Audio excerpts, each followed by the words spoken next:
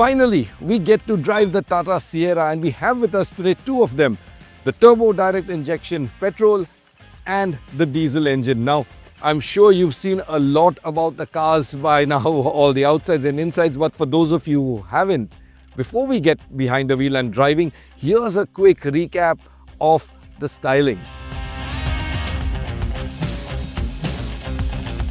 Okay, so in terms of style, at the front, you can see it's got this large black rectangular area, a nod back to the original Sierra, which had the whole headlight and grille area in a large rectangle. The layout though is different. Up here, you've got a DRL which runs right across the car. Down here is actually the headlight unit, and Tata says these are like the slimmest headlights around, and then the fog lights are down below here.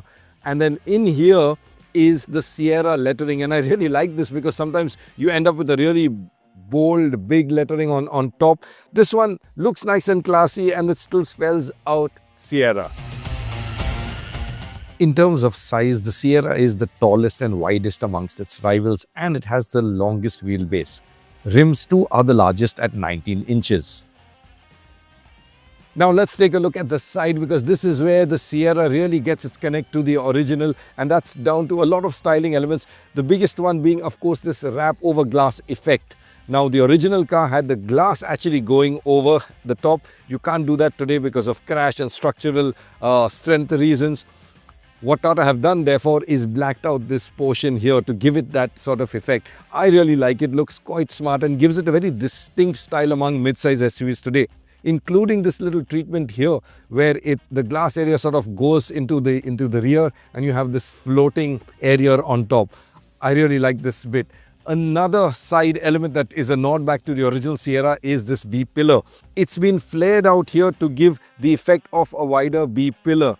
And that's because the original Sierra too had that B-pillar that sort of widened out like this, and I believe that was on insistence of Ratan Tata himself, who wanted that element to give it that strength and that feeling of solidity. So it's nice to see Tata retaining that bit here and doing something different and modern with it as well. I quite like this kink as well here into the side. Now other bits on the side, you've got the Sierra lettering down here below. You've got cladding that runs right across. In fact, it's nice and slim there, flares out over here, so looks pretty nice. The other elements, flush door handles, as is the norm these days.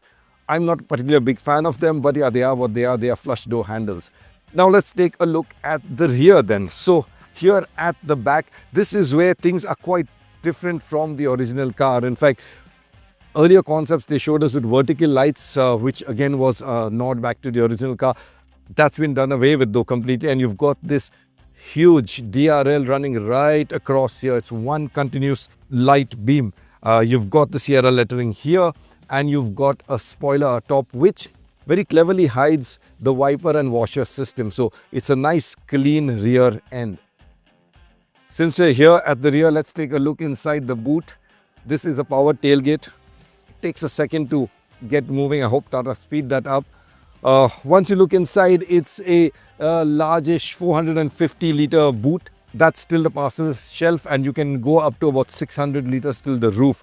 Now, the boot itself, nice and wide and deep enough. And then down below here, if you come in closer, you'll see there is no spare, and that's because it's under the floor, and you lower it from here via this winch. So that's about the boot. One thing though I have to say is this. It is a little too low. If you look here, I am actually hitting my head. So if you were to load your luggage and move back, you'd probably whack your head here. You should take care. I'm 5'8" for reference. So I believe that's because of the motor taking up some space on these lifters. The non-powered versions apparently lift a little higher. Like I said, I'm keen to get behind the wheel given that we can finally drive them. So we're going to get driving, and then we'll stop again and have a look at all of the features and the space inside the car.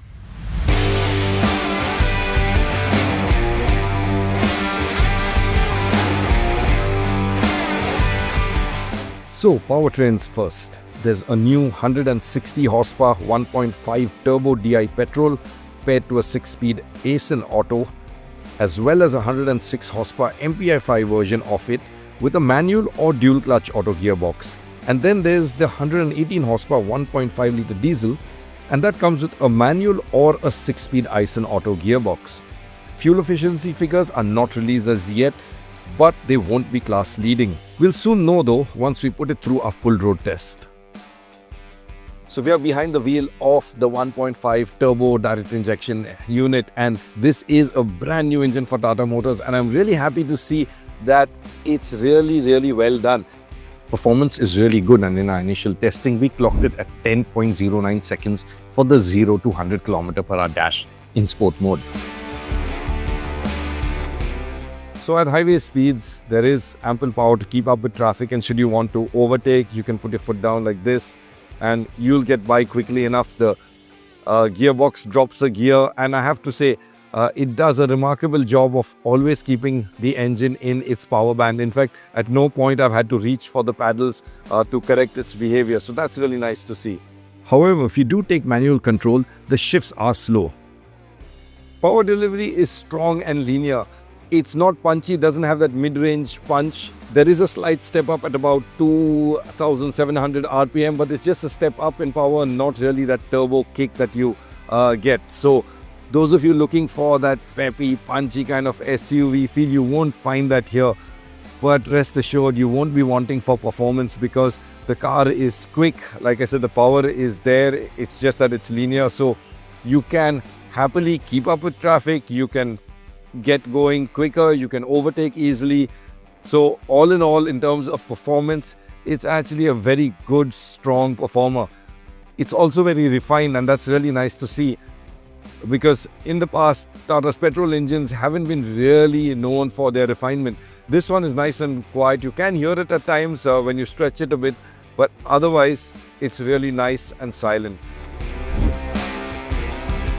So on to the diesel now. The 1.5 litre unit carries forward from Tata's other products like the Curve, for instance, but here it develops a slightly higher torque in the automatic version of 280 Newton meters. Now Tata says that's on account of tuning changes and also some hardware changes. So for instance, the piston rings, they've been redesigned to offer lower resistance and internal friction, so that helps the engine make more power. NVH levels though are high. Right now I'm just motoring along at around 60 km/h. I can hear that engine diesel drone. It's there, and if I were to extend it like this, it's there. You can hear it pretty prominently. So this isn't a really silent running diesel. It's a diesel, and it lets you know it's one. In terms of its performance, it's just fine. You can motor along happily, and should you want to get a move on, put your foot down like this, it will drop a gear or two and off you go. So yeah, no real complaints there at all. And it's reasonably quick too. In our initial test, we saw a 0 to 100 km/h time come up in 12.87 seconds. So while the engines are good, ride and handling is excellent. Now I'm really happy with the handling of the Sierra. This is a tall car, but body roll is really well controlled. I'm really happy to see that, because I mean right now we are in some really tight twisties and I'm enjoying myself. It's really neat. In fact, not just for a tall car, but in general too. Grip too is really nice. In fact, you get a good amount of mechanical grip. I'm going through these corners much faster than I would normally do, and yeah, immense amount of grip. Ride too is very good. At lower speeds there is an underlying firmness, and you can feel a coarse tarmac surface coming through, but it really soaks up all of the bumps and ruts and potholes that the roads can throw at it. Okay, so the Sierra does not have four-wheel drive currently. The platform is capable of supporting it both for electric powertrains, which will come later, and also for the internal combustion versions. But for trails like this, like we're on a rocky path right now, what do we have to help? Well, we've got 205 millimeters of unladen ground clearance, and there are terrain modes. So you have the normal, of course, mode, you've got wet mode, and you've got rough mode, which is for a surface like this. And what that does is it adjusts the throttle and the ESP settings to give you better traction over loose surfaces. Yeah, so light trails and things like that should be just fine. Now the Sierra also has a whole ADAS suite, and Tata says they have calibrated a lot for Indian road conditions. And I have to say, so far I did leave on the auto emergency braking in the city, and we've not had those random or too eager emergency braking. This though is Chandigarh, and as far as our standards go, traffic is a lot more civilized. So perhaps the real test of it will be in the hustle and bustle of Mumbai, my hometown. The rest of the tuning, yeah, it's quite nice. In fact, right now on these highway lanes, if I let it drift, for example, it will correct quite naturally. So it's not a very aggressive tug at the wheel.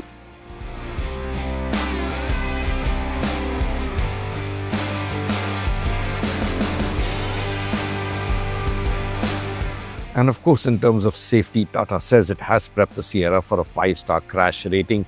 And beyond ADAS, there's features like 6 airbags and after-impact braking. So then, what's the Sierra like at the rear? Okay, so at the rear, the first thing I want to speak about is the space, and there is ample amount of it.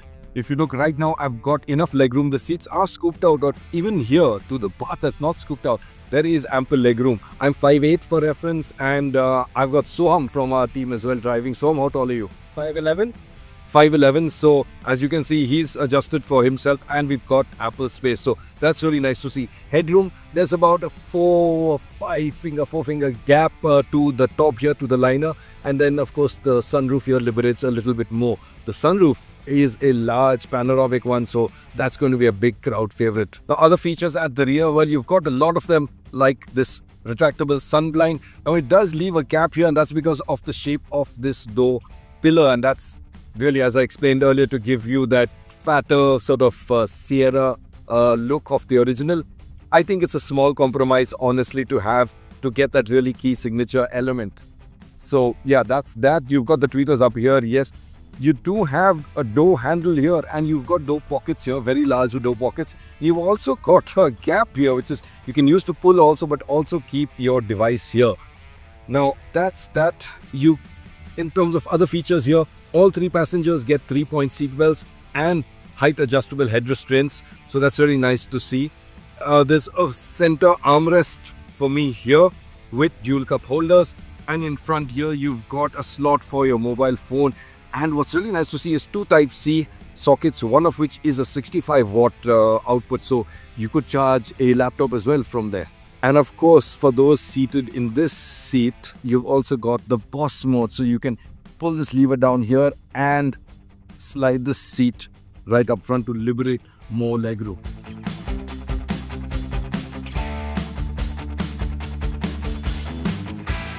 Let's head now to the front.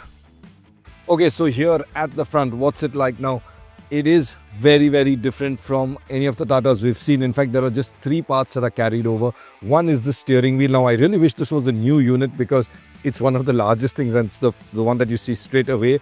Having said that, though, there's nothing really wrong with it. It's just that I would have liked something different, given that the whole car is just so completely different now. It's slightly tweaked. You now have this little indent here for your thumb. And the rest, of course, remains very familiar to the other Tata units. So you've got the illuminated logo as well, and the toggle switches up here. Apart from that, it also shares this unit, the AC control unit. So not really intuitive to use. You do have toggle switches here, but all of the other controls, they are all basically touch zones. So you've got to look at exactly the area you want, and then you'll get the sort of confirmation up there. Hopefully, this will change in time. And then there's this gear selector knob, which is also carry forward. Speaking of which, it is a little slow to move. There's just a slight delay, but yeah, that's about it. It's more, I would say, nitpicking really, because the rest of the car, as you've seen, has been pretty impressive. It's really impressed us. Now, the rest of the other stuff inside, the 3 screens, right? Screens are the favorite these days. And you've got 3 of them here. You also have a 2-screen variant with an HUD. That's a bit of an odd sort of spec bit. If you want the HUD, you get 2 screens. If you opt for the 3 screens, no HUD. The 3 screens, they're all Samsung units, and clarity fantastic. Responsiveness too, amazing. If you look here, you've got pinch to zoom as well. Not many actually offer that. It's only sometimes in the full screen mode you'll have this. I've noticed that. Don't really know why. And then you've got this here, the third passenger screen, as you can see, playing YouTube right now, so you can watch content. What's really nice is that it will not disturb, the audio will not disturb the driver, because you can hook up a pair of Bluetooth headphones to that unit there. Now that's also not something I've seen with I think on the Mahindra 9E, but I believe the 9S now has Bluetooth pairing as well. So that's there. Unfortunately, both the cars, the Mahindra and this car, don't have a privacy screen, and I really hope Indian manufacturers take this seriously and put that privacy screen there. There's enough of distractions already, and I'd hate to be run down, or my kids run down, by somebody getting distracted by a video or a cricket match playing there, because it is very easy to see. The buttons and dials, you've got a terrain selector here. You won't be able to see that, but it operates with a really nice sort of damped motion. And speaking of damping, everything around the cabin is damped. So the grab handles here damped, even the AC vents, they've got this nice sort of resistance to them, so they don't just flick around easily. They feel nice and premium in their quality. Storage here, you've got a tray here, you've got USB slots. This one's a 65 watt as well, and you've got cup holders. In fact, Tata very emphatically gave us these two cups, and then I realized why, because this one has cup holders. We've actually in the past criticized the Nexon for not having cup holders or easily accessible ones. These ones, nicely easily accessible. You've also got a little gap here which you can store a mobile phone, for example here, a device, so it's easy to reach. And then you've got a mobile phone slot here, and this one is a wireless charger. It does shift about though, like under hard braking and accelerating, so it does lose contact now and then. I hope that it could have been tighter. In fact, even when this is down, it still does move. So that's that about the wireless charger. But like I was saying, these are small little details. The rest of the insides are just phenomenal. Quality, I have to speak about that. Phenomenal. Soft touch materials here on top. This looks soft. It is hard, but it's got that nice graining to make it look like a soft touch. This here is a sound bar with a nice sort of cloth feel. Looks very rich and premium. And speaking of the sound bar, the system, I have to say, the sound system, JBL Black, phenomenal sounding system. It's just tuned perfectly. The bass is tight, the vocals are clear, and the treble doesn't get too hissy. So it's really, really nicely set up. Another bit about this is you don't have a separate park button for the gearbox and a parking brake. If you press the P button here, it engages the parking brake and shifts the gearbox into P mode. Interestingly, if I have it in D and I try to drive off, it's not going to let me do that. And you'll see here there is an alert that says fasten your seatbelts to drive away. Really nice thing. I wish Tata did it for all the seats. Now the seats, the upholstery, you do have different patterns. The one we have is the light cream version. Going to be difficult to keep clean, but the seats themselves very, very comfy. We've spent the good part of the day really driving around, and it feels nice and comfy. They're a little broad for my frame. I'm on the slimmer side, so but anyone broader will fit nice and snug. The seats, they are ventilated, so you should be able to see the button down here, the ventilated button. And what's a little unique here is you've got this extendable lip support as well to adjust your under thigh support. And here's a list of some of the noteworthy features.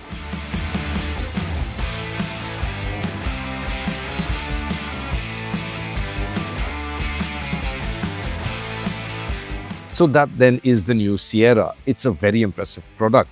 There are some issues, of course, like a noisy diesel, and we don't know fuel efficiency figures as yet and have yet to drive the naturally aspirated petrol. But on the whole, it's a very well executed product. The turbo petrol is refined and delivers a strong enough performance. Ride and particularly handling is excellent with good body control. It's very well equipped, very spacious and comfy too. And then of course, it's such a smart and stylish looker and nicely brings back some nostalgia and modern charm. Prices start at Rs 11.5 lakhs for the naturally aspirated petrol, 13 lakhs for the diesel and 18 lakhs for the turbo petrol. And the rest of the range should top out at around 20 lakh rupees. So it's in there with the competition. All in all then, it's a brilliant rebirth for the Sierra brand, one that tugs at the head and heartstrings. In fact, I'm 5'8" for reference, and how tall are you? 5'11". You're 5'11"? Yeah. You're taller than me. Yeah. I told you that. Okay. We're gonna have to do that again.